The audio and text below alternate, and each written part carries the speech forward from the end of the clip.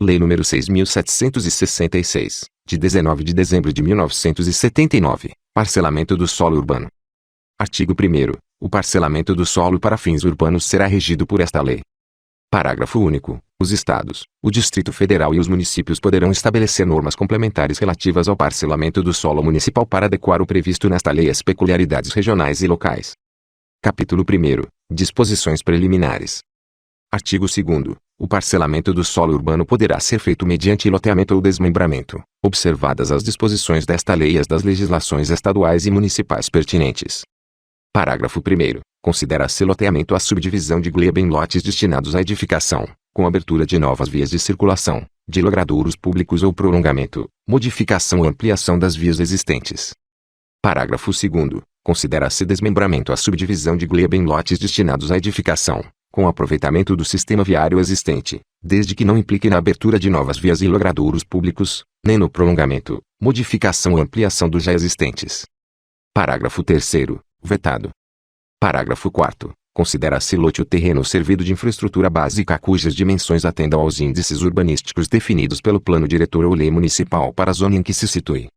Parágrafo 5º. A infraestrutura básica dos parcelamentos é constituída pelos equipamentos urbanos de escoamento das águas pluviais, iluminação pública, esgotamento sanitário, abastecimento de água potável, energia elétrica pública e domiciliar e vias de circulação.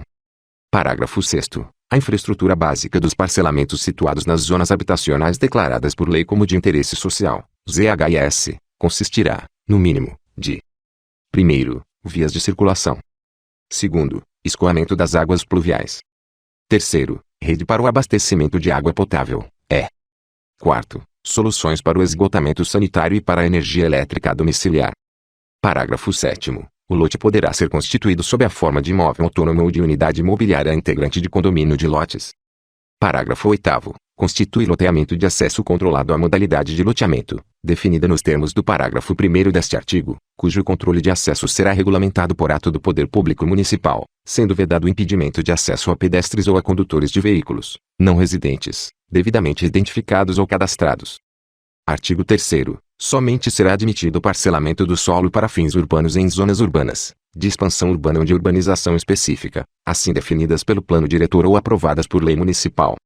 Parágrafo único. Não será permitido o parcelamento do solo, 1º, em terrenos alagadiços e sujeitos a inundações, antes de tomadas as providências para assegurar o escoamento das águas. 2º, em terrenos que tenham sido aterrados com material nocivo à saúde pública, sem que sejam previamente saneados. 3º, em terrenos com declividade igual ou superior a 30%, salvo se atendidas exigências específicas das autoridades competentes. 4º, em terrenos onde as condições geológicas não aconselham a edificação.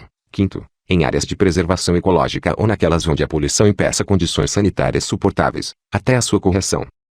Capítulo 2º. Dos requisitos urbanísticos para loteamento.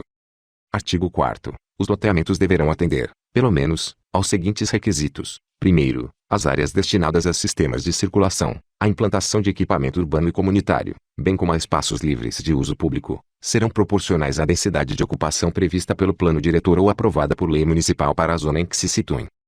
2º, os lotes terão área mínima de 125 metros quadrados e frente mínima de 5 metros, salvo quando o loteamento se destinar a urbanização específica ou edificação de conjuntos habitacionais de interesse social, previamente aprovados pelos órgãos públicos competentes.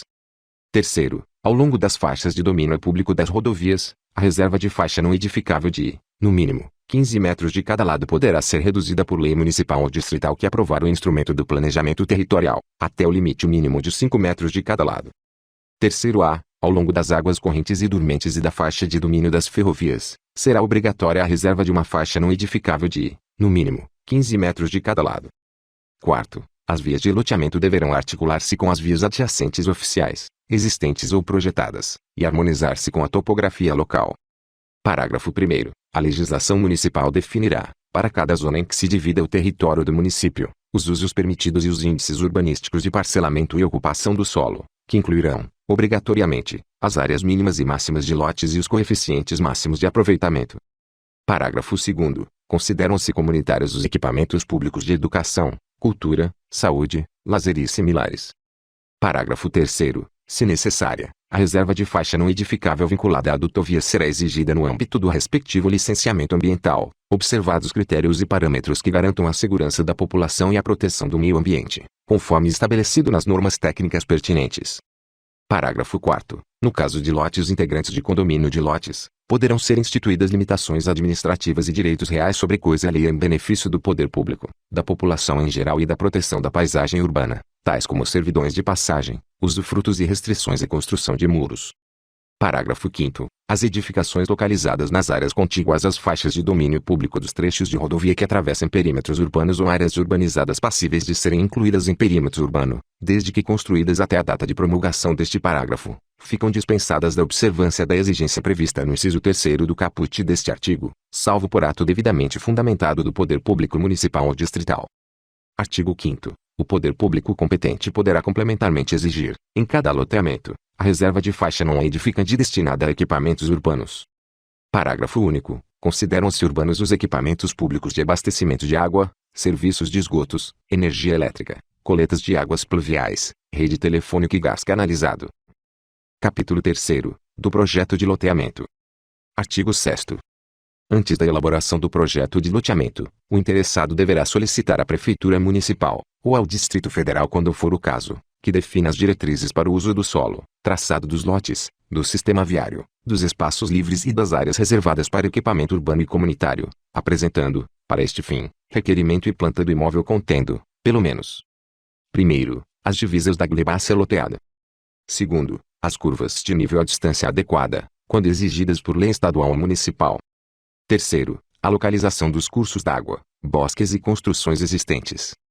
Quarto, a indicação dos arruamentos contíguos a todo o perímetro, a localização das vias de comunicação, das áreas livres, dos equipamentos urbanos e comunitários existentes no local ou em suas adjacências, com as respectivas distâncias da área a ser loteada.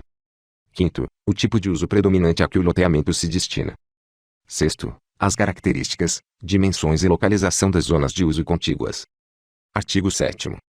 A Prefeitura Municipal, ou o Distrito Federal quando for o caso, indicará, nas plantas apresentadas junto com o requerimento, de acordo com as diretrizes de planejamento estadual e municipal. Primeiro, as ruas ou estradas existentes ou projetada, que compõem o sistema viário da cidade do município, relacionadas com o loteamento pretendido e a serem respeitadas. Segundo, o traçado básico do sistema viário principal. Terceiro, a localização aproximada dos terrenos destinados a equipamento urbano e comunitário e das áreas livres de uso público. Quarto, as faixas sanitárias do terreno necessárias ao escoamento das águas pluviais e as faixas não edificáveis. Quinto, a zona ou zonas de uso predominante da área, com indicação dos usos compatíveis. Parágrafo único. As diretrizes expedidas vigorarão pelo prazo máximo de 4 anos. Artigo 8º. Os municípios com menos de 50.000 habitantes e aqueles cujo plano diretor contiver diretrizes de urbanização para a zona em que se situe o parcelamento poderão dispensar, por lei, a fase de fixação de diretrizes previstas nos artigos 6º e 7º desta lei. Artigo 9º. Orientado pelo traçado e diretrizes oficiais, quando houver, o projeto, contendo desenhos, memorial descritivo e cronograma de execução das obras com duração máxima de 4 anos, será apresentado à Prefeitura Municipal, ou ao Distrito Federal, quando for o caso, acompanhado de certidão atualizada da matrícula da gleba, expedida pelo cartório de registro de imóveis competente, de certidão negativa de tributos municipais e do competente instrumento de garantia, ressalvado o disposto no parágrafo 4º do artigo 18. Parágrafo 1º. Os desenhos conterão pelo menos: primeiro, a subdivisão das quadras em lotes, com as respectivas dimensões e numeração. Segundo, o sistema de vias com a respectiva hierarquia. Terceiro, as dimensões lineares e angulares do projeto, com raios, cordas, arcos, pontos de tangência e ângulos centrais das vias. Quarto, os perfis longitudinais e transversais de todas as vias de circulação e praças. Quinto, a indicação dos marcos de alinhamento e nivelamento localizados nos ângulos de curvas e vias projetadas. Sexto, a indicação em planta e perfis de todas as linhas de escoamento das águas pluviais. Parágrafo 2º. O memorial descritivo deverá conter, obrigatoriamente, pelo menos: primeiro, a descrição sucinta do loteamento, com as suas características e a fixação da zona ou zonas de uso predominante. Segundo, as condições urbanísticas do loteamento e as limitações que incidem sobre os lotes e suas construções, além daquelas constantes das diretrizes fixadas. Terceiro, a indicação das áreas públicas que passarão ao domínio do município no ato de registro do loteamento. Quarto, a enumeração dos equipamentos urbanos, comunitários e dos serviços públicos ou de utilidade pública, já existentes no loteamento e adjacências. Parágrafo 3º. Caso se constate, a qualquer tempo, que a certidão da matrícula apresentada como atual não tem mais correspondência com os registros e averbações cartorárias do tempo da sua apresentação, além das consequências penais cabíveis, serão consideradas insubsistentes tanto as diretrizes expedidas anteriormente, quanto as aprovações consequentes. Capítulo 3º. Do projeto de loteamento. Artigo 6º. Antes da elaboração do projeto de loteamento, o interessado deverá solicitar à Prefeitura Municipal, ou ao Distrito Federal quando for o caso, que defina as diretrizes para o uso do solo, traçado dos lotes, do sistema viário, dos espaços livres e das áreas reservadas para equipamento urbano e comunitário, apresentando, para este fim, requerimento e planta do imóvel contendo, pelo menos: primeiro, as divisas da gleba a ser loteada. Segundo, as curvas de nível à distância adequada, quando exigidas por lei estadual ou municipal. Terceiro, a localização dos cursos d'água, bosques e construções existentes. Quarto, a indicação dos arruamentos contíguos a todo o perímetro, a localização das vias de comunicação, das áreas livres, dos equipamentos urbanos e comunitários existentes no local ou em suas adjacências, com as respectivas distâncias da área a ser loteada. Quinto, o tipo de uso predominante a que o loteamento se destina.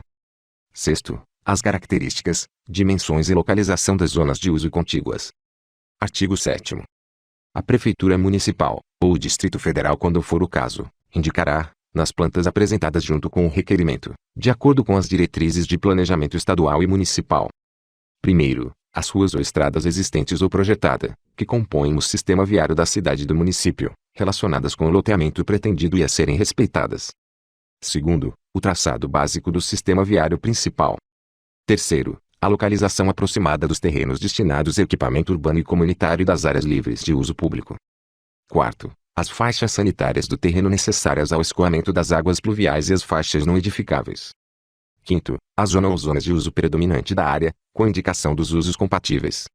Parágrafo único. As diretrizes expedidas vigorarão pelo prazo máximo de 4 anos. Artigo 8º. Os municípios com menos de 50.000 habitantes e aqueles cujo plano diretor contiver diretrizes de urbanização para a zona em que se situe o parcelamento poderão dispensar, por lei, a fase de fixação de diretrizes previstas nos artigos 6º e 7º desta lei.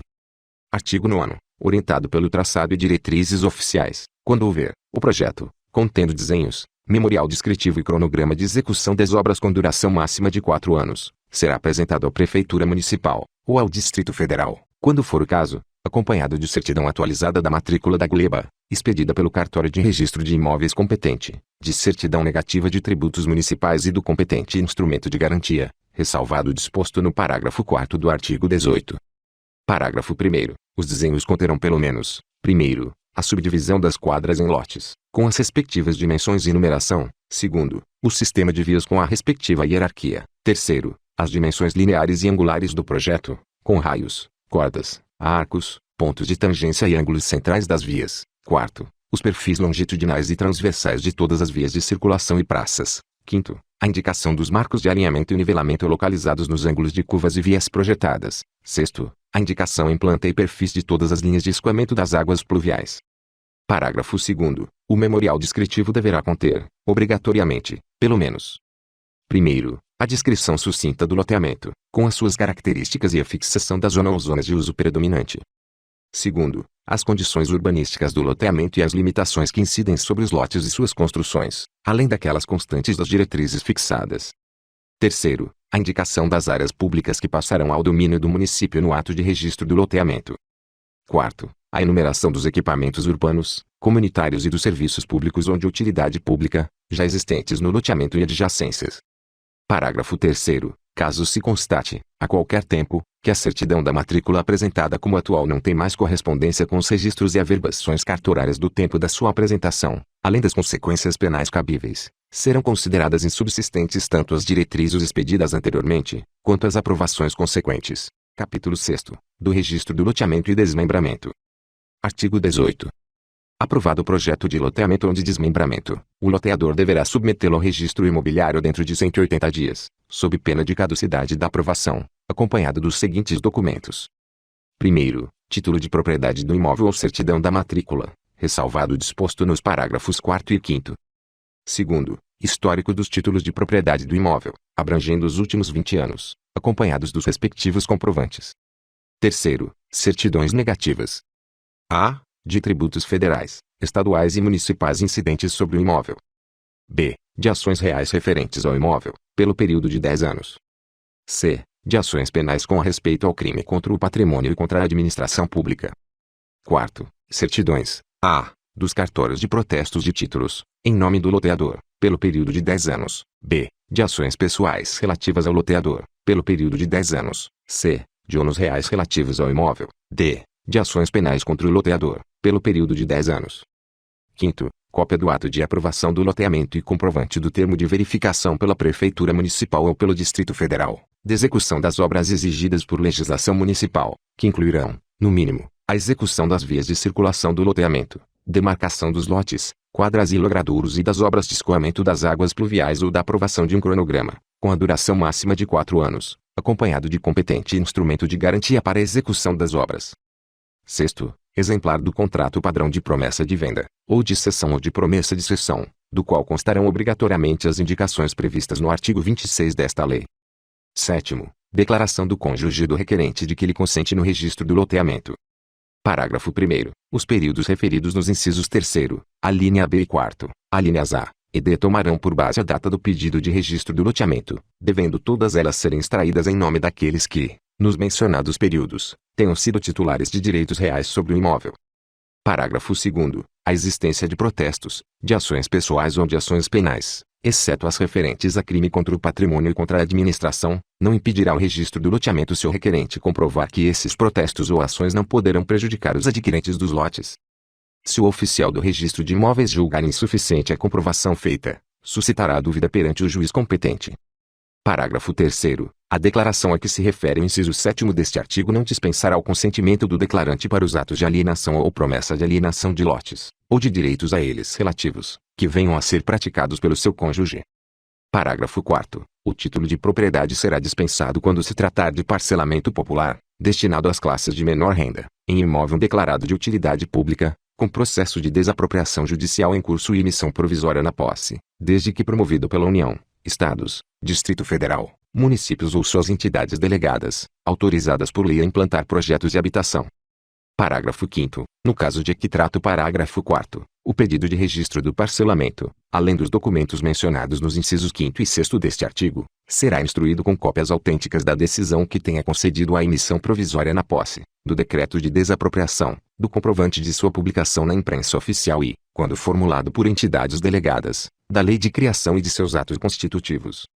Artigo 19. Examinada a documentação e encontrada em ordem, o oficial do registro de imóveis encaminhará a comunicação à prefeitura e fará publicar, em resumo com pequeno desenho de localização da área, edital do pedido de registro em 3 dias consecutivos, podendo este ser impugnado no prazo de 15 dias contados da data da última publicação. Parágrafo 1º. Fim do prazo sem impugnação, será feito imediatamente o registro. Se houver impugnação de terceiros, o oficial do registro de imóveis intimará o requerente e a Prefeitura Municipal, ou o Distrito Federal quando for o caso, para que sobre ela se manifestem no prazo de 5 dias, sob pena de arquivamento do processo. Com tais manifestações o processo será enviado ao juiz competente para decisão. Parágrafo 2º. Ouvido o Ministério Público no prazo de 5 dias, o juiz decidirá de plano ou após instrução sumária, devendo remeter ao interessado as vias ordinárias caso a matéria exija maior indagação. Parágrafo 3º. Nas capitais, a publicação do edital se fará no Diário Oficial do Estado e num dos jornais de circulação diária. Nos demais municípios, a publicação se fará apenas num dos jornais locais, se houver, ou, não havendo, em jornal da região. Parágrafo 4º. O oficial do registro de imóveis que efetuar o registro em desacordo com as exigências desta lei ficará sujeito a multa equivalente a 10 vezes os emolumentos regimentais fixados para o registro, na época em que for aplicada a penalidade pelo juiz corregedor do cartório, sem prejuízo das sanções penais e administrativas cabíveis. Parágrafo 5º. Registrado o loteamento, o oficial de registro comunicará, por certidão, o seu registro à prefeitura. Artigo 20. O registro do loteamento será feito, por extrato, no livro próprio. Parágrafo único. No registro de imóveis far-se-á o registro do loteamento, com uma indicação para cada lote, a averbação das alterações, a abertura de ruas e praças e as áreas destinadas a espaços livres ou equipamentos urbanos. Artigo 21. Quando a área loteada estiver situada em mais de uma circunscrição imobiliária, o registro será requerido primeiramente perante aquela em que estiver localizada a maior parte da área loteada.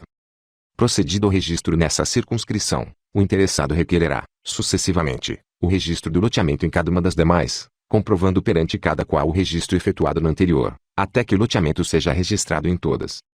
Denegado o registro em qualquer das circunscrições, essa decisão será comunicada, pelo oficial do registro de imóveis, às demais para efeito de cancelamento dos registros feitos, salvo se ocorrer a hipótese prevista no parágrafo 4º deste artigo. Parágrafo 1º. Nenhum lote poderá situar-se em mais de uma circunscrição. Parágrafo 2º. É defeso ao interessado processar simultaneamente, perante diferentes circunscrições, pedidos de registro do mesmo loteamento, sendo nulos os atos praticados com infração a esta norma. Parágrafo 3º. Enquanto não procedidos todos os registros de que trata este artigo, considerar-se-á o loteamento como não registrado para os efeitos desta lei. Parágrafo 4º. O indeferimento do registro do loteamento em uma circunscrição não determinará o cancelamento do registro procedido em outra, se o motivo do indeferimento naquela não se estender à área situada sob a competência desta, e desde que o interessado requeira a manutenção do registro obtido, submetido o remanescente do loteamento a uma aprovação prévia perante a Prefeitura Municipal, ou o Distrito Federal quando for o caso. Artigo 22. Desde a data de registro do loteamento, passam a integrar o domínio do município as vias e praças, os espaços livres e as áreas destinadas a edifícios públicos e outros equipamentos urbanos, constantes do projeto e do memorial descritivo. Parágrafo único. Na hipótese de parcelamento do solo implantado e não registrado, o município poderá requerer, por meio da apresentação de planta de parcelamento elaborada pelo loteador ou aprovada pelo município e de declaração de que o parcelamento se encontra implantado, o registro das áreas destinadas a uso público, que passarão dessa forma a integrar o seu domínio. Artigo 23. O registro do loteamento só poderá ser cancelado. Primeiro, por decisão judicial. Segundo, a requerimento do loteador, com anuência da Prefeitura, ou do Distrito Federal quando for o caso, enquanto nenhum lote houver sido objeto de contrato. Terceiro, a requerimento conjunto do loteador e de todos os adquirentes de lotes, com anuência da Prefeitura, ou do Distrito Federal quando for o caso, e do Estado. Parágrafo 1º. A Prefeitura e o Estado só poderão se opor ao cancelamento se disto resultar inconveniente comprovado para o desenvolvimento urbano ou se já se tiver realizado qualquer melhoramento na área loteada ou adjacências.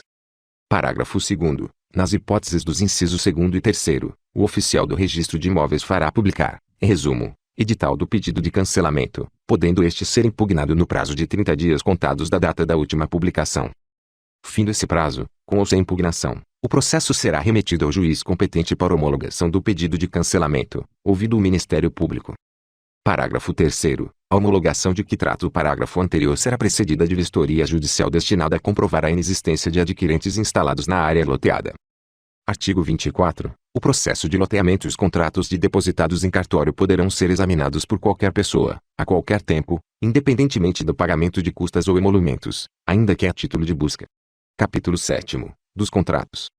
Artigo 25. São irretratáveis os compromissos de compra e venda, cessões e promessas de cessão, os que atribuam direito à adjudicação compulsória e, estando registrados, confiram direito real oponível a terceiros. Artigo 26. Os compromissos de compra e venda, as cessões ou promessas de cessão poderão ser feitos por escritura pública ou por instrumento particular, de acordo com o modelo depositado na forma do inciso 6º do artigo 18 e conterão, pelo menos, as seguintes indicações. Primeiro, nome, registro civil, cadastro fiscal no Ministério da Fazenda, nacionalidade, estado civil e residência dos contratantes. Segundo, denominação e situação do loteamento, número e data da inscrição. Terceiro, descrição do lote ou dos lotes que forem objeto de compromissos, confrontações, área e outras características. Quarto, preço, prazo, forma e local de pagamento bem como a importância do sinal. Quinto, taxa de juros incidentes sobre o débito em aberto e sobre as prestações vencidas e não pagas, bem como a cláusula penal, nunca excedente a 10% do débito e só exigível nos casos de intervenção judicial ou de mora superior a 3 meses. Sexto, indicação sobre a quem incumbe o pagamento dos impostos e taxas incidentes sobre o lote compromissado. Sétimo, declaração das restrições urbanísticas convencionais do loteamento, supletivas da legislação pertinente. Parágrafo 1º. O contrato deverá ser firmado em 3 vias ou extraídas em 3 traslados, sendo um para cada parte e o terceiro para arquivo no registro imobiliário, após o registro e anotações devidas. Parágrafo 2º. Quando o contrato houver sido firmado por procurador de qualquer das partes, será obrigatório o arquivamento da procuração no registro imobiliário.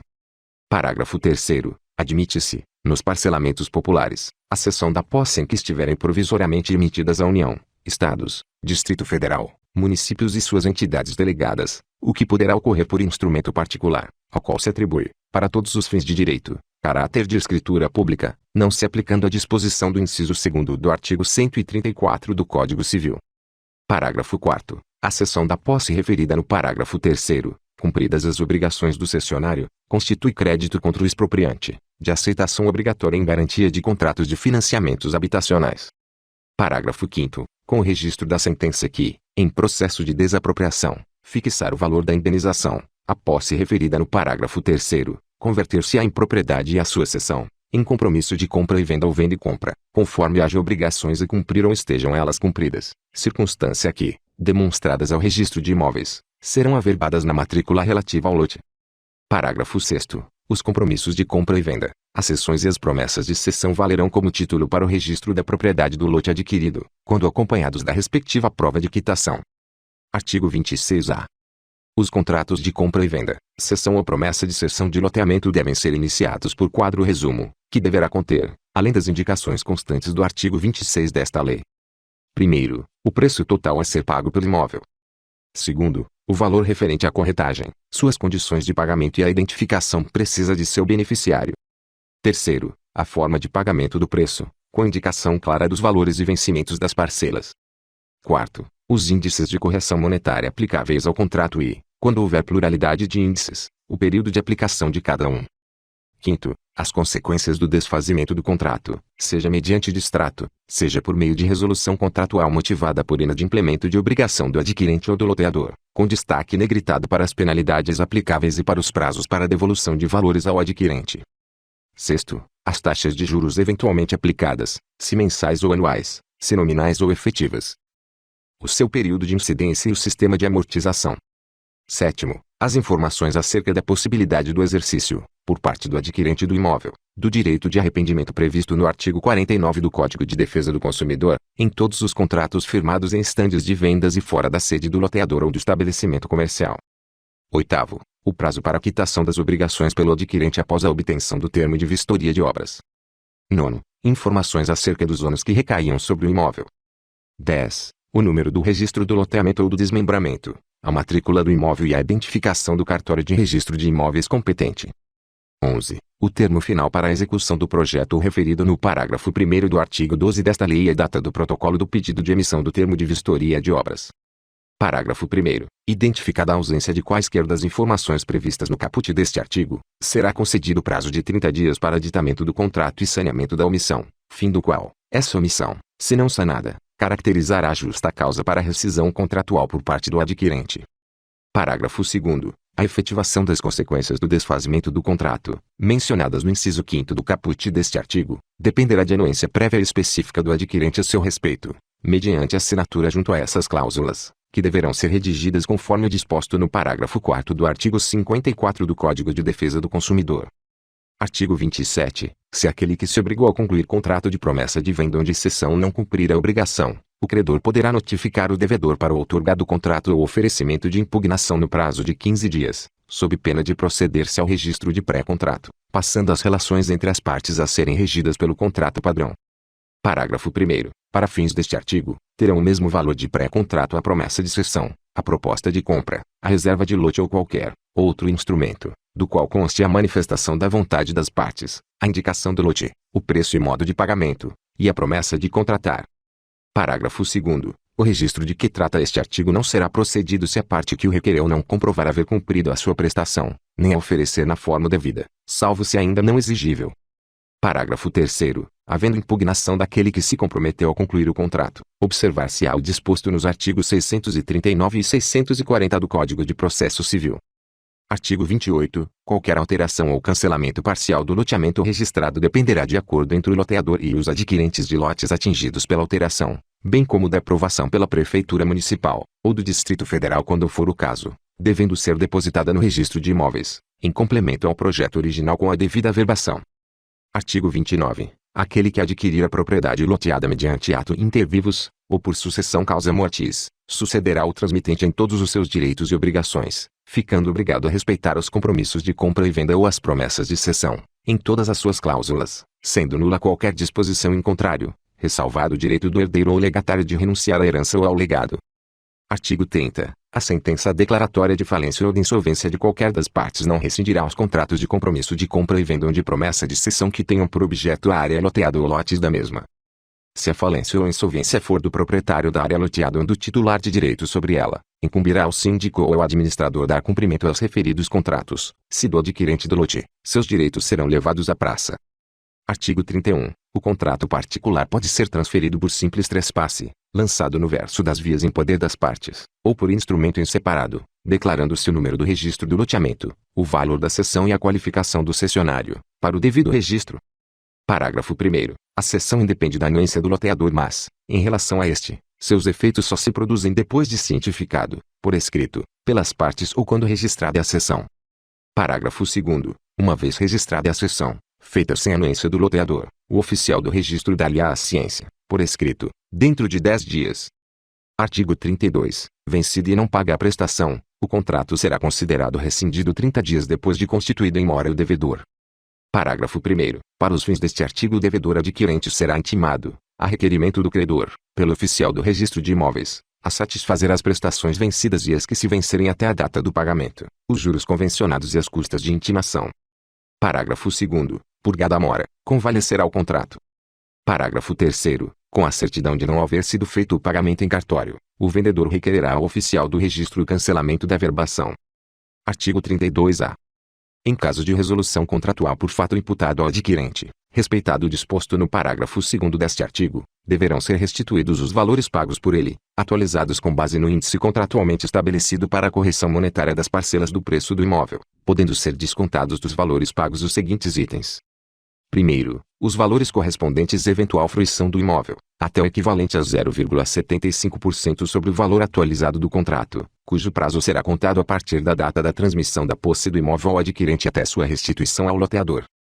Segundo, o montante devido por cláusula penal e despesas administrativas, inclusive arras ou sinal, limitado a um desconto de 10% do valor atualizado do contrato. Terceiro, os encargos moratórios relativos às prestações pagas em atraso pelo adquirente. Quarto, os débitos de imposto sobre a propriedade predial e territorial urbana, contribuições condominiais, associativas ou outras de igual natureza que sejam estas equiparadas e tarifas vinculadas ao lote, bem como tributos, custas e emolumentos incidentes sobre a restituição ou rescisão. Quinto, a comissão de corretagem, desde que integrada ao preço do lote. Parágrafo 1º. O pagamento da restituição ocorrerá em até 12 parcelas mensais, com início após o seguinte prazo de carência. Primeiro, em loteamentos com obras em andamento, no prazo máximo de 180 dias após o prazo previsto em contrato para a conclusão das obras. Segundo, em loteamentos com obras concluídas, no prazo máximo de 12 meses após a formalização da rescisão contratual. Parágrafo 2º. Somente será efetuado o registro do contrato de nova venda se for comprovado o início da restituição do valor pago pelo vendedor ao titular do registro cancelado na forma e condições pactuadas no distrato, dispensada essa comprovação nos casos em que o adquirente não for localizado ou não tiver se manifestado, nos termos do artigo 32 desta lei. Parágrafo 3º. O procedimento previsto neste artigo não se aplica aos contratos e escrituras de compra e venda de lotes sob a modalidade de alienação fiduciária nos termos da Lei N. Graus 9.514, de 20 de novembro de 1997. Artigo 33. Se o credor das prestações se recusar recebê-las ou furtar-se ao seu recebimento, será constituído em mora mediante notificação do oficial do registro de imóveis para vir receber as importâncias depositadas pelo devedor no próprio registro de imóveis. Decorridos 15 dias após o recebimento da intimação, considerar-se-á efetuado o pagamento, a menos que o credor impugne o depósito e, alegando inadimplemento do devedor, requer a intimação deste para os fins do disposto no artigo 32 desta lei. Artigo 34. Em qualquer caso de rescisão por inadimplemento do adquirente, as benfeitorias necessárias ou úteis por ele levadas a efeito no imóvel deverão ser indenizadas, sendo de nenhum efeito qualquer disposição contratual em contrário. Parágrafo 1º. Não serão indenizadas as benfeitorias feitas em desconformidade com o contrato ou com a lei. Parágrafo 2º. No prazo de 60 dias, contado da constituição em mora, fica o loteador, na hipótese do caput deste artigo, obrigado a alienar o imóvel mediante leilão judicial ou extrajudicial, nos termos da Lei nº 9.514, de 20 de novembro de 1997. Artigo 35. Se ocorrer o cancelamento do registro por inadimplemento do contrato, e tiver sido realizado o pagamento de mais de um terço do preço ajustado, o oficial do registro de imóveis mencionará esse fato e a quantia paga no ato do cancelamento, e somente será efetuado novo registro relativo ao mesmo lote, mediante a apresentação do distrato assinado pelas partes e a comprovação do pagamento da parcela única ou da primeira parcela do montante a ser restituído ao adquirente, na forma do artigo 32 desta lei, ao titular do registro cancelado, ou mediante depósito em dinheiro à sua disposição no registro de imóveis. Parágrafo 1º. Ocorrendo o depósito a que se refere este artigo, o oficial do registro de imóveis intimará o interessado para vir recebê-lo no prazo de 10 dias, sob pena de ser devolvido ao depositante. Parágrafo 2º. No caso de não se encontrar o interessado, o oficial do registro de imóveis depositará a quantia em estabelecimento de crédito, segundo a ordem prevista no inciso 1º do artigo 666 do Código de Processo Civil, em conta com incidência de juros e correção monetária.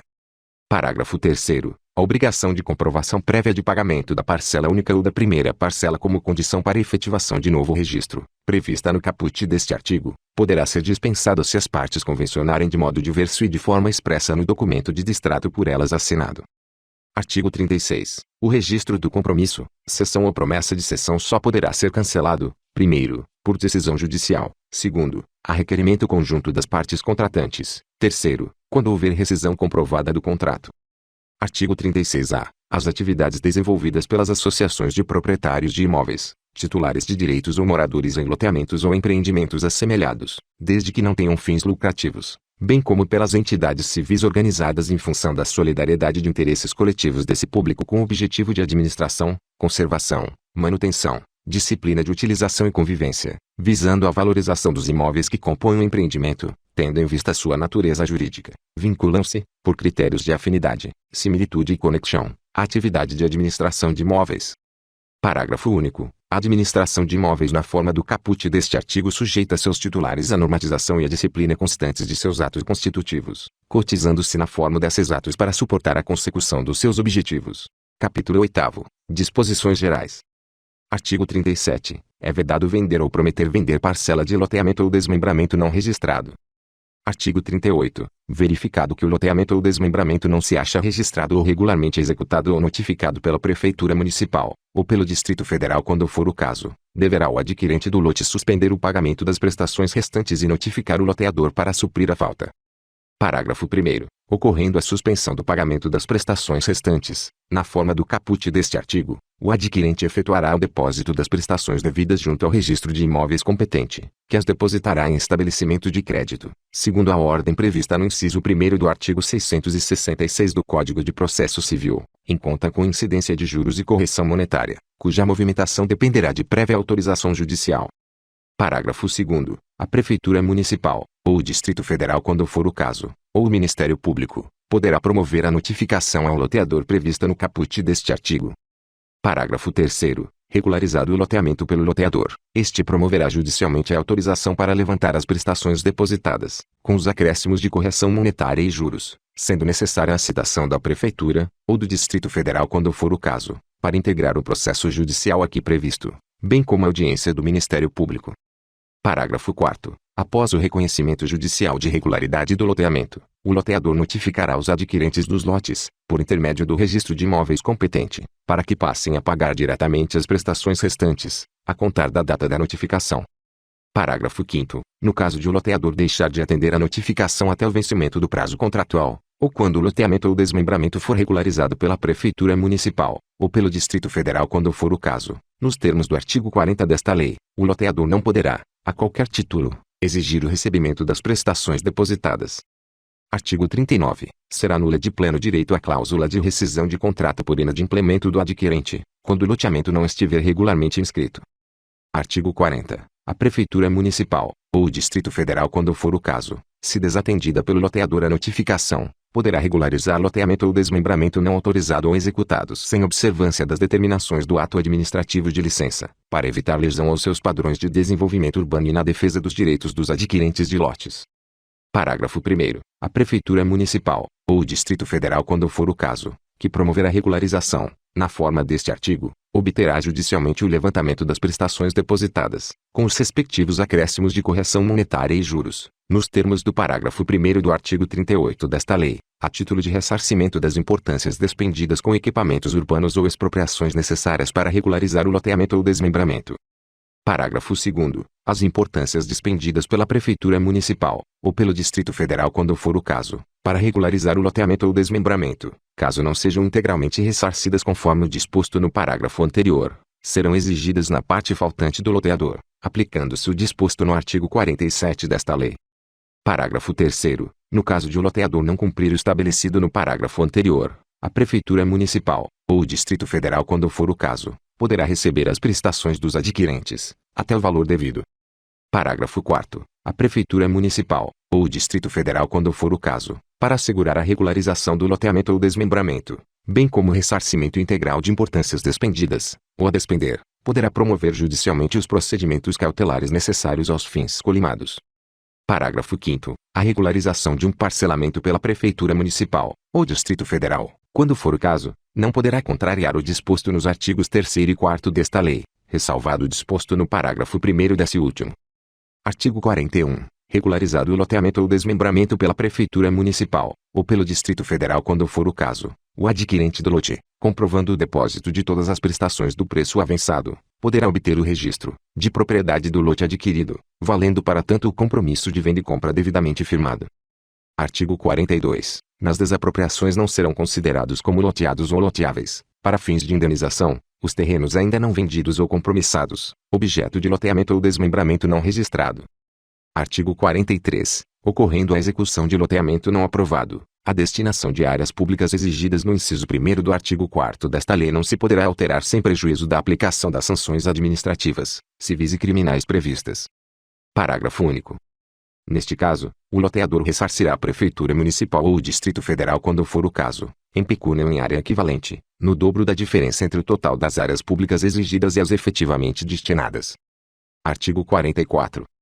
O município, o Distrito Federal e o Estado poderão expropriar áreas urbanas ou de expansão urbana para reloteamento, demolição, reconstrução e incorporação, ressalvada a preferência dos expropriados para a aquisição de novas unidades. Artigo 45. O loteador, ainda que já tenha vendido todos os lotes, ou os vizinhos, são partes legítimas para promover ação destinada a impedir construção em desacordo com restrições legais ou contratuais. Artigo 46. O loteador não poderá fundamentar qualquer ação ou defesa na presente lei sem apresentação dos registros e contratos a que ela se refere. Artigo 47. Se o loteador integrar grupo econômico ou financeiro, qualquer pessoa física ou jurídica desse grupo, beneficiária de qualquer forma do loteamento ou desmembramento irregular, será solidariamente responsável pelos prejuízos por ele causados aos compradores de lotes e ao poder público. Artigo 48. O foro competente para os procedimentos judiciais previstos nesta lei será o da comarca da situação do lote. Artigo 49. As intimações e notificações previstas nesta lei deverão ser feitas pessoalmente ao intimado ou notificado, que assinará o comprovante do recebimento, e poderão igualmente ser promovidas por meio dos cartórios de registro de títulos e documentos da comarca da situação do imóvel ou do domicílio de quem deva recebê-las. Parágrafo 1º. Se o destinatário se recusar a dar recibo ou se furtar ao recebimento, ou se for desconhecido o seu paradeiro, o funcionário incumbido da diligência informará esta circunstância ao oficial competente que a certificará, sob sua responsabilidade. Parágrafo 2º. Certificada a ocorrência dos fatos mencionados no parágrafo anterior, a intimação ou notificação será feita por edital na forma desta lei, começando o prazo a correr 10 dias após a última publicação. Capítulo 9. Disposições penais. Artigo 50. Constitui crime contra a administração pública. 1º. Dar início, de qualquer modo, ou efetuar loteamento ou desmembramento do solo para fins urbanos, sem autorização do órgão público competente, ou em desacordo com as disposições desta lei ou das normas pertinentes do Distrito Federal, Estados e Municípios. 2º. Dar início, de qualquer modo, ou efetuar loteamento ou desmembramento do solo para fins urbanos sem observância das determinações constantes do ato administrativo de licença. 3º. Fazer ou veicular em proposta, contrato, prospecto ou comunicação ao público ou a interessados, afirmação falsa sobre a legalidade de loteamento ou desmembramento do solo para fins urbanos, ou ocultar fraudulentamente fato a ele relativo. Pena: reclusão, de 1 a 4 anos, e multa de 5 a 50 vezes o maior salário mínimo vigente no país. Parágrafo único. O crime definido neste artigo é qualificado, se cometido: 1º, por meio de venda, promessa de venda, reserva de lote ou quaisquer outros instrumentos que manifestem a intenção de vender lote em loteamento ou desmembramento não registrado no registro de imóveis competente. 2º, com inexistência de título legítimo de propriedade do imóvel loteado ou desmembrado, ressalvado o disposto no artigo 18, parágrafos 4º e 5º, desta lei, ou com omissão fraudulenta de fato a ele relativo, se o fato não constituir crime mais grave. Pena: reclusão, de 1 a 5 anos, e multa de 10 a 100 vezes o maior salário mínimo vigente no país. Artigo 51. Quem, de qualquer modo, concorra para a prática dos crimes previstos no artigo anterior desta lei incide nas penas a estes cominadas, considerados em especial os atos praticados na qualidade de mandatário de loteador, diretor ou gerente de sociedade. Artigo 52. Registrar loteamento ou desmembramento não aprovado pelos órgãos competentes, registrar o compromisso de compra e venda, a cessão ou promessa de cessão de direitos, ou efetuar registro de contrato de venda de loteamento ou desmembramento não registrado. Pena: detenção, de 1 a 2 anos, e multa de 5 a 50 vezes o maior salário mínimo vigente no país, sem prejuízo das sanções administrativas cabíveis. Capítulo 10. Disposições finais. Artigo 53. Todas as alterações de uso do solo rural para fins urbanos dependerão de prévia audiência do Instituto Nacional de Colonização e Reforma Agrária, INCRA, do órgão metropolitano, se houver, onde se localiza o município, e da aprovação da Prefeitura Municipal, ou do Distrito Federal quando for o caso, segundo as exigências da legislação pertinente. Artigo 53-A. São considerados de interesse público os parcelamentos vinculados a planos ou programas habitacionais de iniciativa das prefeituras municipais e do Distrito Federal, ou entidades autorizadas por lei, em especial as regularizações de parcelamentos e de assentamentos. Parágrafo único. As ações e intervenções de que trata este artigo não será exigível documentação que não seja a mínima necessária e indispensável aos registros no cartório competente, inclusive sob a forma de certidões, vedadas as exigências e as sanções pertinentes aos particulares, especialmente aquelas que visem garantir a realização de obras e serviços, ou que visem prevenir questões de domínio de glebas, que se presumiram asseguradas pelo poder público respectivo. Artigo 54. Esta lei entrará em vigor na data de sua publicação. Artigo 55. Revogam-se as disposições em contrário,